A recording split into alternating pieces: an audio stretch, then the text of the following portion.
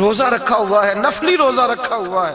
کہتے میں اور پریشان ہوا، میں نے فوری طور پہ سوال کیا کہ اب تو کدھر جائے گا؟ تو کہنے لگا اب میں کہیں نہیں جاؤں گا، میرے ایک دن کا خرچہ میرے ماں باپ نے جو ڈیوٹی لگائی ہے وہ 3 دینار ہے، پورا ہو گیا ہے. اب میں باقی جو وقت بچے گا یا قرآن پاک کی تلاوت کروں گا یا محمد عربی پہ درود و سلام پڑھوں گا. میں نے کہا افطاری کر لینا. کہنے لگا مجھے مسجد بتا دو، میں جا کے اللہ اللہ کرتا ہوں، مجھے شام کو لے آنا. افطاری ہمارے ساتھ اس کی طے ہو گئی، مسجد چلا گیا. مغرب بعد لینے گیا تو کہنے لگا عشاء کے بعد آنا. اب تو میں نے پانی سے افطار کر لیا، کھانا کھانے جاؤں گا تو جماعت رہ جائے گی. کہتے ہیں عشاء کے بعد میں لایا، اس کو کھانا کھلایا.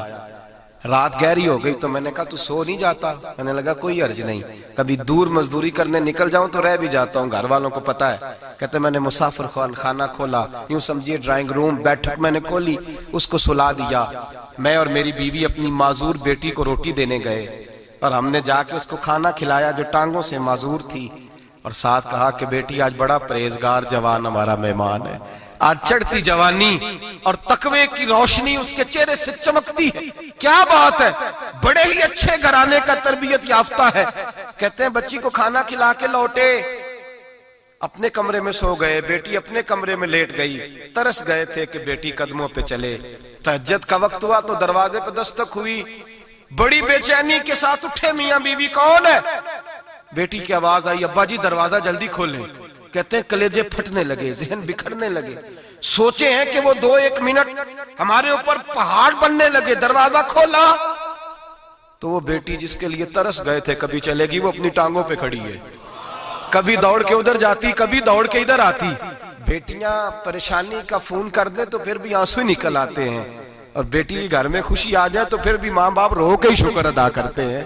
ان کے لیے روتے ہی رہتے ہیں. کہتے میں تڑپ گیا. بیوی بھی رونے لگی، بیٹے یہ کیا ہوا؟ ہم تو مایوس ہونے لگے تھے معاذ اللہ کہ اب تو ٹھیک نہیں ہوگی، کیا ہوا؟ کہنے لگے ابا جی اماں جی آپ نے بتایا نا نیک جوان آیا ہے، نیک آیا ہے. تو میں آپ چلے گئے تو میرے دل میں خیال آیا اے اللہ اگر وہ واقعی نیک ہے تو اس کے صدقے مجھے شفائی عطا فرما دے. یا ایھا الذین آمنوا اتقوا اللہ وابتغوا الیہ الوسیلہ، اے اللہ صحت ہی دے دے. کہتے ابھی میری دعا بھی پوری نہیں ہوئی کہ میرا وجود حرکت کرنے لگا، اور یہ دیکھو میں اٹھ کے کھڑا ہو گئی ہوں. کہتے ہیں ہم لوگوں نے یہ دیکھا تو بھاگے اس کے کمرے کی جانب. جب دروازے پہ ہاتھ رکھا تو دروازہ کھل گیا. آگے گئے تو پلنگ خالی تھا، ایک رکا چھوڑ گیا ہے. کہنے لگا مجھے پتا ہے میری حقیقت کھل گئی ہے، میں تو اللہ کا بندہ ہوں. اگر تمہیں مجھ سے ذرا بھی پیار ہو گیا ہے تو پھر میرے پیچھے نہ بھاگنا، اللہ کی بارگاہ میں جھک جانا، پھر گناہوں سے توبہ کر لینا. کہا وہ تربیت یافتہ جوان آیا ہے اور مجھے بدل گیا ہے. میرے بھائی ماں باپ کی ذمہ داری اولاد کو نکھارنا ہے، ان کو سنوارنا ہے. روزی روٹی کی ذمہ تو اللہ تبارک و تعالی نے لیا ہوا ہے. جو ڈیوٹی اللہ کی تھی وہ معاذ اللہ ہم نے اپنے ذمہ لے لی ہے. اولاد کو رزق حلال کی تربیت کریں، انہیں حکم دیں کہ وہ ہاتھ نہ پھیلائیں، انہیں کہیں کہ وہ محنت کر کے کھائیں، لیکن اصل تو ان کا اخلاق سنوارنا ہے. بچے ہمارے ان کی پوزیشن اتنی خراب ہو جاتی ہے، ہم لاڈ پیار میں اتنا ضدی کر لیتے ہیں. جب جس بچے کا ماں باپ کے ساتھ گزارا نہیں، بتلائیے وہ بیوی کے ساتھ گزارا کرے گا؟ جس کا ماں باپ کے ساتھ وقت نہیں گزرتا وہ بہن بھائیوں کے ساتھ گزارے گا؟ جس کا ماں باپ کے ساتھ وقت نہیں گزرتا وہ کولیگز کے ساتھ وقت گزارے گا؟ کس طرح وہ اپنے آپ کو، میرے نبی کریم سید عالم صلی اللہ علیہ وسلم نے ڈیوٹی لگائی کہ ماں باپ اپنے بچے کی تربیت کریں، انہیں اللہ سے جوڑیں. تکلیف میں وقت گزارا جناب اسماعیل نے. ایک روایت ایسی بھی ملتی ہے کہ 13 سال حضرت ابراہیم پلٹ کے گئے نہیں بیٹے کا پتہ لینے، لیکن جب بھی بیٹے نے ماں سے باپ کے بارے میں پوچھا کہ میرے والد کیوں نہیں آتے تو ماں نے ایک ہی لفظ کہا، بیٹے جناب ابراہیم اللہ کے نبی ہے اور اللہ کے حکم سے ہمیں چھوڑ گئے ہیں. ایسی تربیت، ایسی ٹریننگ بچے کے ذہن کو بدل ڈالا، اسے اللہ والا بنا لیا. اور ہمارے مفسرین نے بحث کی ہے کہ جناب اسماعیل جو اللہ کی راہ میں قربان ہونے کو تیار ہو گئے، ان کے سینے میں جو رب کریم کا اتنا پیار موجزن ہوا کہ وہ گردن کٹانے پہ تیار ہو گئے. تو فرماتے ہیں یہ تربیت جناب ہاجرہ کی تھی، یہ ٹریننگ حضرت وہ فیضان نظر تھا، یہاں کے مکتب کی کرامت تھی. سکھائے کس نے اسماعیل کو آداب فرزندی؟ میرے بھائی یہ جناب ہاجرہ نے تربیت دی. ایک بہت بڑے محدث ہیں، اتنے بڑے محدث ہیں کہ میرے نبی کریم کی مسجد نبوی میں وہ حدیث کے استاد رہے. حضرت ربیعہ بن عبد الرحمن نبی پاک کی مسجد نبوی میں حدیث کے استاد ہوئے. اور حضرت حسن بصری جو جناب علی کے شاگرد ہیں وہ بھی حضرت ربیہ کے شاگرد ہوئے. حضرت امام مالک جو 70 سال تک مدینہ اور مکہ میں حدیث پڑھاتے رہے وہ بھی حضرت ربیہ کے شاگرد ہیں. ان کے والد کا نام تھا عبد الرحمن فروغ. تاریخ بغداد میں لکھا ہے کہ بنو امیہ کے دور میں تابعین کے زمانے میں جناب عبد الرحمن بن فروغ گھر سے چلے گئے. ایک روایت ہے بچہ چھوٹا تھا, ایک روایت ہے بچہ ابھی ماں کے پیٹ میں تھا, جہاد کرنے چلے گئے. اس دور میں یہ جہاد ہوتا تھا کہ ایک علاقہ فتح کیا تو مسلمان اگلے علاقے میں چلے گئے, اگلا فتح کیا تو اگلے علاقے, ایک کے بعد دوسرے لوگ پلٹ کے نہیں آتے تھے. حضرت عبد الرحمن گئے 30,000 دینار بیوی کو دے گئے, کہنے لگے سنبھال کے رکھنا.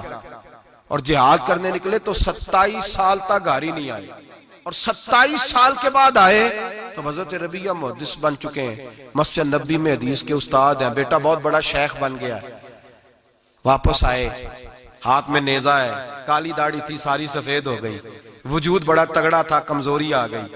آئے, نیزہ پکڑا ہوا ہے, گھوڑے پہ بیٹھے ہیں, مدینہ منورہ میں گھر ہے, دروازے پہ دستک دی. حضرت ربیہ نے دروازہ کھولا, اندر داخل ہونے لگے تو کہنے لگے بابا تو کدھر گھستا آ رہا ہے؟ کدھر؟ اس نے کہا تو پیچھے ہٹ, تو میرے مکان پہ کب سے قبضہ کر کے بیٹھا ہے. بات تیز ہونے لگی, آواز تھوڑی بزرگوں کی بلند ہونے لگی تو اندر سے زوجہ نے سن لیا. وہ دروازے کی اوٹ سے دیکھنے لگی تو پہچان گئی, کہنے لگی ربیہ پیچھے ہٹ جا, یہ کوئی غیر نہیں ہے, تیرے والد گرامی ہے, یہ تیرے والد ہیں. اندر آئے, باپ بیٹا ملے, عصر کی نماز کا وقت ہو گیا, بڑا روئے. 27 سال کے بعد باپ لوٹا, 27 سال کے بعد بڑے روئے. نماز کا وقت ہوا تو حضرت ربیہ جلدی سے وضو کیا, مسجد نبوی شریف چلے گئے. جناب عبد الرحمن فروغ نے ابھی کھانا وانا کھانا تھا, کھانا کھانے بیٹھے تو حکم دیکھے شوہر کیا کرتا ہے. یہ نہیں پوچھا کہ 27 سال حال کیا رہا, پوچھنے لگے میں تجھے 30,000 دینار دے گیا تھا, وہ کدھر ہے؟ تو زوجہ کہنے لگی کھانا کھا لو, عصر کی نماز پڑھ کے آؤ, پھر بتاتی ہوں پیسے کہاں ہیں. آپ کی رقم بڑی اچھی جگہ پہ محفوظ ہے. کہتے ہیں میں نماز پڑھنے مسجد گیا, عصر کی نماز کے بعد میرے نبی پاک کے منبر پر ایک نوجوان بیٹھا ہے. گھر میں تو ان کا انداز ٹوپی پہننے کا تھا نا, سادے عام لباس میں, مسجد نبی میں جبہ پہنا ہے, سر پہ امامہ ہے, خوبصورت لب و لہجے میں رسول اللہ کے منبر پر بیٹھ کر, نبی پاک کے منبر پر بیٹھ کر. پتہ نہیں آپ کو اس بات کی لذت نصیب ہو رہی ہے کہ نہیں, عام جگہ نہیں, نبی پاک کے حضور کے منبر پر بیٹھ کر نبی پاک کی حدیثیں سنا رہے ہیں. اتنا بڑا مقدر. کہتے ہیں حضرت امام مالک جیسے لوگ, خواجہ حسن بصری جیسے لوگ کاغذ قلم لے کے حدیثوں کی سماعت کر رہے ہیں, ان سے درس لے رہے ہیں. جناب عبد الرحمن کہتے ہیں میری نظر اٹھی, کچھ بوڑھا ہو گیا تھا, کچھ اس وقت وہ ٹوپی میں سادے لباس میں تھے, پہچان نہ پایا. ایک شخص سے پوچھا یار ہے تو جوان پر اس کے چہرے کی نورانیت میرے دل کو بھا گئی ہے تو جوان پر اس کا حدیثیں بیان کرنے کا انداز میری طبیعت کو گھائل کر گیا. یہ کون ہے جو نبی پاک کی مسجد میں بیٹھ کے حدیثیں بیان کر رہا ہے؟ تو کہتے ہیں امام مالک کہنے لگے بابا جی چپ کر جاؤ, ہمارے استاد کے بارے میں اونچے لب و لہجے میں بات نہ کرنا, دیکھتے نہیں کتنے کتنے لوگ بیٹھے ہوئے خاموشی سے. تو میں نے کہا مجھے بھی تو بتا دو نا ہے کون. تو کہنے لگے کوئی عبد الرحمن فروغ نام کے بزرگ ہیں, یہ ان کے بیٹے ہیں, ربیہ نام ہے. کہتے ہیں جب لفظ کہے تو میرے آنسو چھلک کے باہر آئے اور میں حضور کی مسجد میں گر گیا اور رونے لگا کہ یہاں اور میرے رسول پاک سید عالم صلی اللہ علیہ وسلم کے منبر پر اور میرا بیٹا. کہتے ہیں میں تڑپ کے گھر گیا اور گھر جا کے میں نے اپنی بیوی کو جب دیکھا تو میرے آنسو نکل گئے. میری بیوی سمجھ گئی کہ یہ میرے محدث بیٹے کو دیکھ آیا ہے. کہتے ہیں بیوی رو کے کہنے لگی میں نے آپ کے 30,000 دینار آپ کے بیٹے کو مصطفیٰ کریم کی حدیث کا استاد بنانے میں خرچ کر دیا.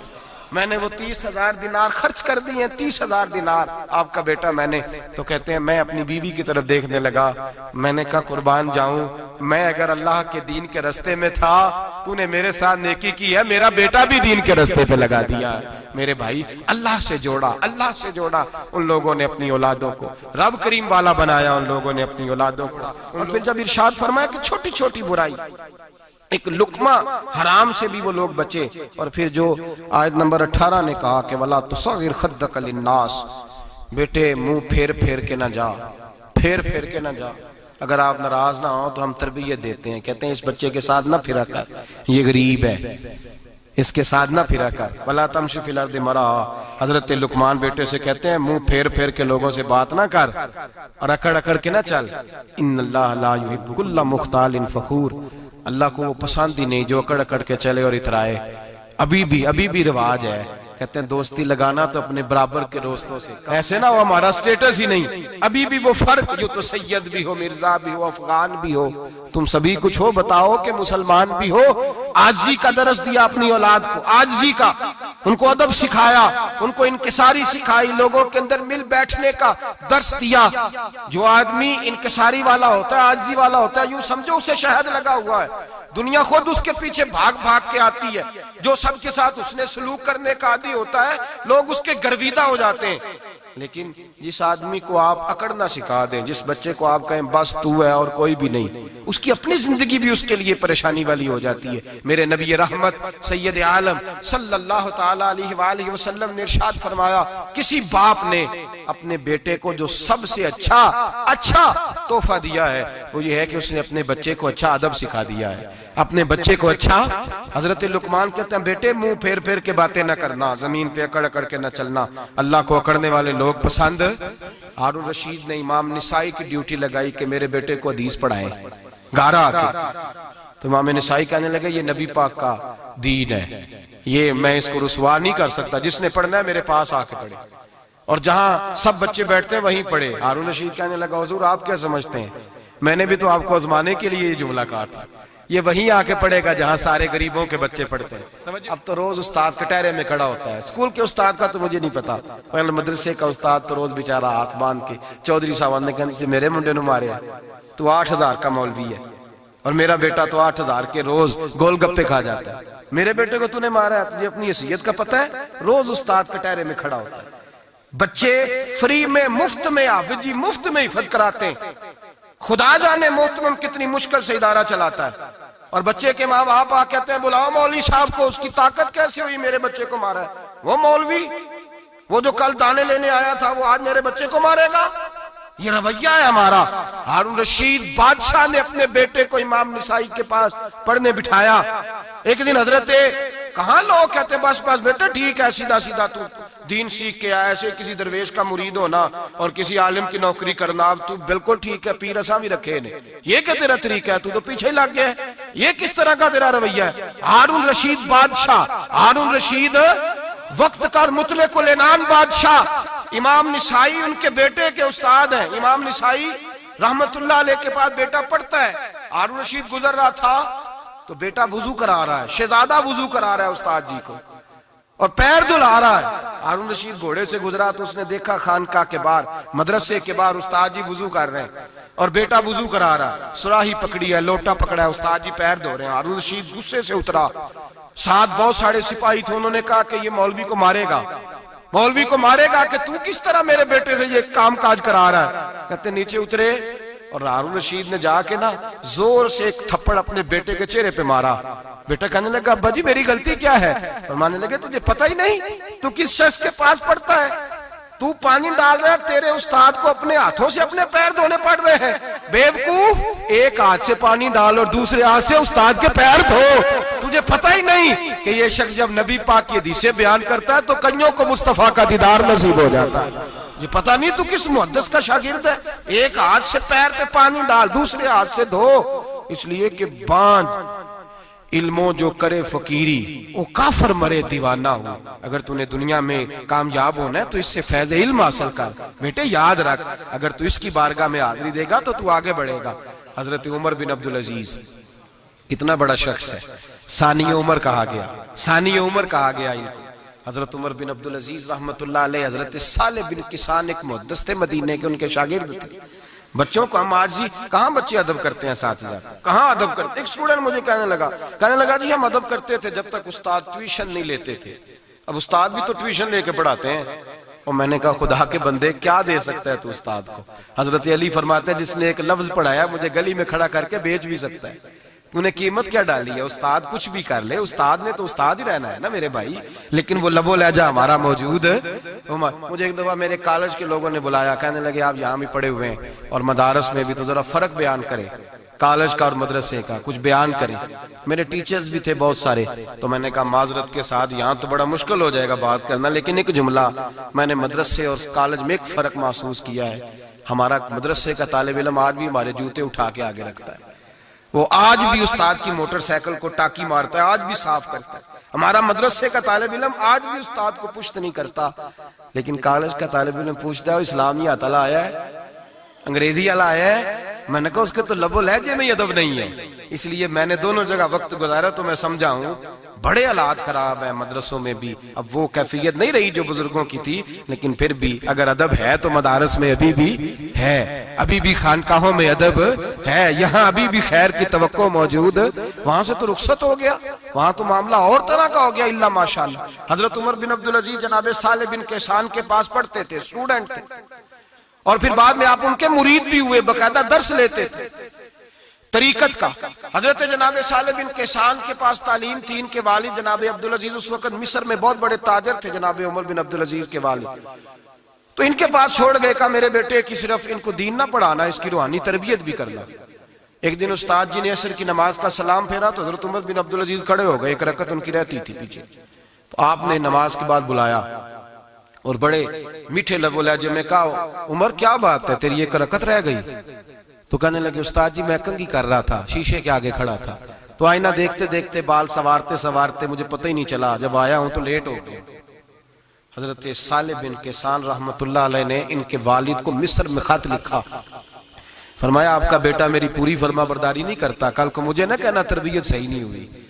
آج فلاں تاریخ کو اس نے ایک رکعت پوری چھوڑ دی ہے جماعت کے ساتھ، اس لیے کہ وہ کنگھی کر رہا تھا بالوں کی، پوری رکعت چھوڑ دی ہے۔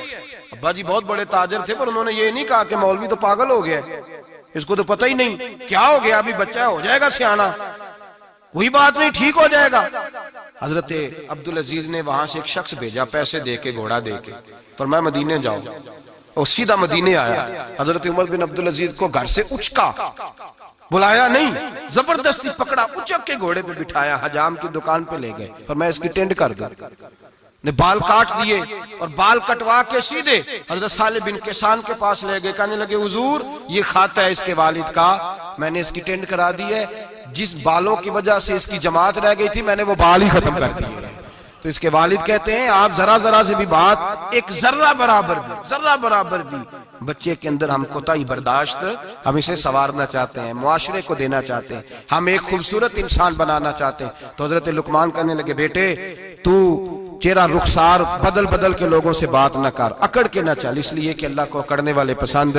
تو کیا کر وقصد فی مشی کا وغضض من صوتک، درمیانی چال چل، آواز کو پست رکھ۔ ہم اپنے بچوں کو میانہ روی کا درس نہیں دیتے۔ اگر کسی کے پاس بہت زیادہ پیسے ہیں تو وہ بس کہتا ہے میرا بیٹا، میں نے سارے لاڑ دیکھے ہیں، میں نے ہر خواہش پوری کی ہے، یہ تو کوئی عقل مندی کی بات نہیں۔ ضرور خواہشات پوری کریں، اگر ہیں تو کنجوسی کرنے سے منع کیا ہے نبی پاک صلی اللہ علیہ وسلم، لیکن بچے کو معتدل رکھیں، اسے دھوپ اور چھاؤں دونوں کا پتہ ہونا چاہیے۔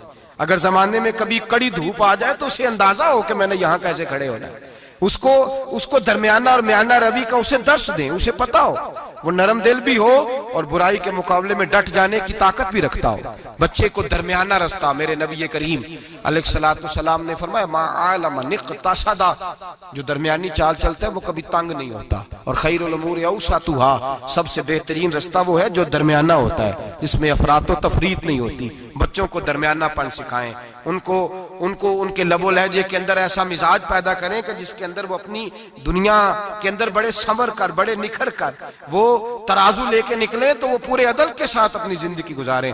اور فرمایا وغضض من صوتک، آواز کو پست رکھ، چلا چلا کے نہ کبھی بچوں سے بات کریں اور نہ کبھی بچوں کی بات سنیں۔